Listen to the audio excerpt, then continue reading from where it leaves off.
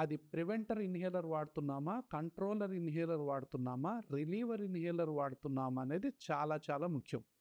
చాలామంది రిలీవర్‌కు సంబంధించిన ఇన్హేలర్ వాడుతూ, అది ఎన్నిసార్లు వాడినా గూడా మళ్ళీ మళ్ళీ వాడాల్సినటువంటి పరిస్థితి ఏర్పడతది. ప్రివెంటర్ లేదా కంట్రోలర్ ఇన్హేలర్స్ వాడేవాళ్ళు చాలా తక్కువ. రిలీవర్ ఇన్హేలర్స్ వాడేవాళ్ళే చాలా ఎక్కువ. ఇలాంటి పొరపాట్లు గనక మీరు చేస్తున్నట్లయితే తక్షణం సరి అయినటువంటి అలర్జీ, ఆస్తమా వైద్య నిపుణుడిని సంప్రదించి ఈ యొక్క ఎర్రర్స్ ఏదైతే ఉన్నాయో, రాంగ్ ట్రీట్మెంట్ ఏదైతే ఉన్నాయో కరెక్ట్ చేయించుకోండి.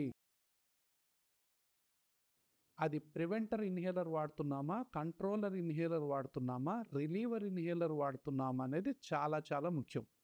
చాలామంది రిలీవర్‌కు సంబంధించిన ఇన్హేలర్ వాడుతూ, అది ఎన్నిసార్లు వాడినా గూడా మళ్ళీ మళ్ళీ వాడాల్సినటువంటి పరిస్థితి ఏర్పడతది.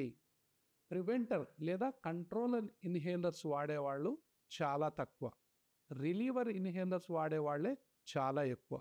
ఇలాంటి పొరపాట్లు గనక మీరు చేస్తున్నట్లయితే తక్షణం సరి అయినటువంటి అలర్జీ, ఆస్తమా వైద్య నిపుణుడిని సంప్రదించి ఈ యొక్క ఎర్రర్స్ ఏదైతే ఉన్నాయో, రాంగ్ ట్రీట్మెంట్ ఏదైతే ఉన్నాయో కరెక్ట్ చేయించుకోండి.